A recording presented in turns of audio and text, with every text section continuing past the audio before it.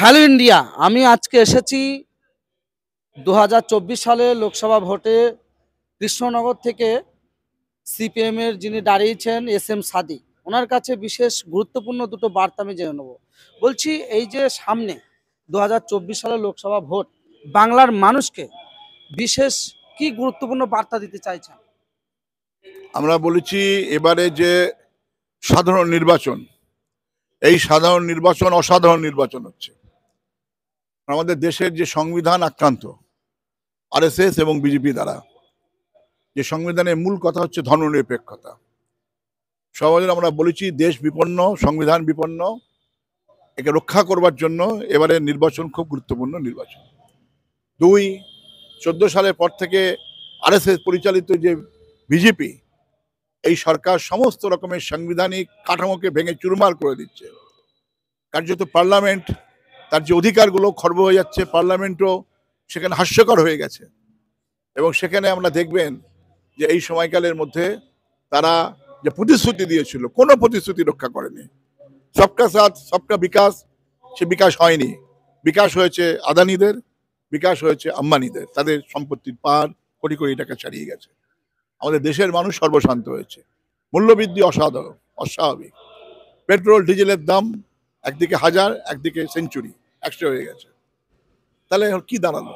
ওরা যারা বলেছিল যে মূল্যবৃদ্ধি ওরা রোধ করবে, ওরা বলেছিল দেশে ওরা একটা অর্থনীতি তৈরি করবে, কালো টাকা ফেরত নিয়ে আসবে। কোথায় কালো টাকা? বরং আপনারা দেখলেন ইলেকশন বন্ডের মধ্যে দিয়ে ব্যবসায়ীদের কালো টাকাকে সাদা করে দেওয়ার একটা সুগভীর চক্রান্ত, এবং প্রায় 4000 কোটি টাকার উপরে ইলেকশন বন্ডের টাকা বিজেপি নিয়েছে। তাহলে এই হচ্ছে গোটা দেশের অর্থনীতি, এই হচ্ছে গোটা দেশের হাল। টাকার দাম কমে গেছে, মানুষের ক্রয় ক্ষমতা কমে গেছে।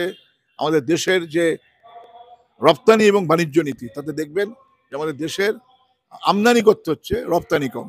তার মানে আমাদের দেশে হচ্ছে বলা যেতে পারে বৈদেশিক মুদ্রা ঘাটতি ঘটছে, সংকট, তীব্র সংকট। এর প্রভাব পড়ছে কৃষিতে, শিল্পে। কৃষিতে ফসলের দাম নেই, কৃষকরা দিল্লিতে অবস্থান করছে। এই দিল্লি সরকারের পুলিশ তাদের লাঠিপেটা করছে, জেলে পুড়ছে। ছাত্ররা আন্দোলন করছে, শিক্ষা গরিব মানুষের হাতের বাইরে চলে গেল, সাধারণ মানুষের হাতের বাইরে। শিক্ষার একদিকে যারা মেরুকরণ করছে, অর্থাৎ আমাদের দেশের যে স্বাধীনতা সংগ্রামের ইতিহাসের মধ্যে দিয়ে যে আমাদের দেশের যে কাঠামো, শিক্ষা কাঠামো গড়ে উঠেছে, সেই শিক্ষা কাঠামো আজকে আক্রান্ত, বস্তুবাদী, বিজ্ঞানসম্মত, এবং আমাদের দেশের যে অতীত ঐতিহ্য, ইতিহাস, সেগুলোকে বিকৃত করা হচ্ছে।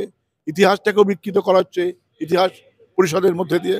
এই সামগ্রিক সর্বাত্মক যে আক্রমণ, সেই আক্রমণের বিরুদ্ধে আমরা, আমাদের বামপন্থী পার্টি সিপিআইএম, আমরা সর্বাত্মক যে লড়াই বলেছি যে বিজেপিকে পরাস্ত করতে হবে। এবং আর আমাদের রাজ্যের ক্ষেত্রে বলেছি যে রাজ্যে একেবারে চরম দুর্নীতিগ্রস্ত লুটেরাদের দল তৃণমূল কংগ্রেস, যারা বিজেপির একদম বি টিম হিসাবে আমাদের রাজ্যে কাজ করছে, সেই তৃণমূল কংগ্রেসকে পরাস্ত করতে হবে। তো এর আগে 2019 সালে সিপিএম এর যে ভোটের পার্সেন্টেজ ছিল, আপনি কি আশা করছেন তার থেকে কি আরো অনেক গুণ এগিয়ে যাবে? অবশ্যই পরিস্থিতির পরিবর্তন ঘটে। এটা একটা আলাদা কেমিস্ট্রি আছে, রসায়ন, মানুষের মনের রসায়ন, অভিজ্ঞতার রসায়ন, জীবনের রসায়ন। এই রসায়ন কিন্তু আপনি ওই অঙ্কের নিয়মে হয় না। এর বাইরেও কিন্তু মানুষের প্রতিদিনকার জীবনে অভিজ্ঞতা থাকে। ক্ষেতমজুর ভাবছে, কৃষক ভাবছে, বেকার ছাত্র, বেকার যুবক ভাবছে, মেধা সম্পন্ন ছেলেরা মেয়েরা যারা চাকরি পেত, এই সরকার তাদের চাকরি দেয়নি, তাদের কলকাতাতে বসে থাকতে হচ্ছে খোলা আকাশের নিচে। তারা ভাবছে না, তাদের পরিবার ভাবছে। আমরা সংসার চালাচ্ছি, সাধারণ মানুষ জিনিসের দাম যে ভাবছে। প্রতিদিন ভাই পরিবর্তন ঘটছে। সেই পরিবর্তনে নতুন সম্ভাবনা, নতুন পরিস্থিতি পশ্চিমবাংলায় তৈরি হচ্ছে, তা হচ্ছে বামপন্থীদের অনুকূলে।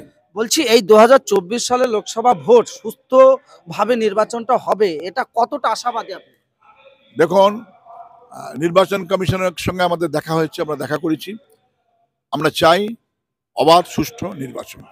এটা দায়িত্ব নির্বাচন কমিশনের, এটা সংবিধান কনস্টিটিউশনাল বডি, সেজন্য এটাকে আমরা বলেছি। আর মানুষ বুঝে নেবে বুথে বুথে নির্বাচন করার ক্ষেত্রে। আমরা আমাদের রাজ্যের মানুষ, এলাকার মানুষ সে বুথে বুঝে নেবে। এই নাকাশপাড়া ব্লকের যারা এই কট্টর সিপিএম ভক্ত, যারা এই সিপিএম এর সৈনিক বলা যায়, সেই আপনার সিপিএম এর যারা ভক্ত তাদের উদ্দেশ্যে গুরুত্বপূর্ণ কি কি বার্তা নিয়ে ডোর টু ডোর মানুষের কাছে গিয়ে হাজির হন? আমরা তো এই যে লুটের পঞ্চায়েত চলছে, নাকাশিপাড়া ব্লক, এই সমস্ত এলাকা পঞ্চায়েতে ভোট করতে দেয়নি, পঞ্চায়েত দখল করে নিয়েছে, জনগণের সম্পত্তি জনগণের টাকা লুট হচ্ছে, আমরা বলেছি এর বিরুদ্ধে রুখে দাঁড়াতে হবে। আমাদের অনেক উন্নয়ন করা আছে এখানে, আমাদের এখানে কোনো হিমঘর নেই। আমাদের এলাকায় ধনঞ্জয়পুর, এই যে নাকাশিপাড়া ব্লক, এখানে আপনারা দেখবেন এখানে যে আমাদের চাষ হয়, এখানে রসুন হয়, কালো জিরা হয়, আমাদের এখানে আলু হয়, কিন্তু আমাদের এখানে কোনো সে ধরনের হিমঘর নেই। আমাদের ভাঙনের, আমাদের মাঝের গ্রাম থেকে শুরু করে গঙ্গার ভাঙন আছে, কৃষকরা ক্ষতিগ্রস্ত হচ্ছে। আমাদের শিবপুরের চরে ওখানে আমাদের ভাঙন আছে। তারপর ডাইভার্সিফিকেশন অফ ক্রপ, অর্থাৎ অনেক কিছু করার আছে, ধরুন ফসলেরও বৈচিত্র্যকরণ ঘটছে। যেমন ফুল চাষটা আজকে একটা বড় করে আমরা দেখবেন এই সমস্ত যুগপুর এলাকা আমাদের সেখানে ফুল চাষ হচ্ছে। একদিকে আমরা বলেছি যে সামগ্রিক আমরা শুধু ইতিবাচক, অর্থাৎ আমাদের প্রচারে আমাদের কমরেডরা আমরা বামপন্থীরা কি চায় সে কথাগুলো আমরা তুলে ধরছি মানুষের কাছে। সর্বোপরি মানুষের অধিকারটাকে সুনিশ্চিত করতে হবে, ভোট, নিজের ভোট। কারণ এই রাজ্যে গণতন্ত্র, এই মমতা ব্যানার্জির সরকার মানুষের অধিকার কেড়ে নিয়েছে। আজকে এখানে যেভাবে হোক না কেন পুলিশ প্রশাসন এবং সাধারণ প্রশাসনকে ব্যবহার করে গত পঞ্চায়েত নির্বাচনেও এখানে ওরা পঞ্চায়েতে ভোট লুট করেছে। এবারে মানুষ রুখে দাঁড়াবে, নিজের ভোট নিজে দেবে, নিজের অধিকার নিজে প্রতিষ্ঠিত করবে।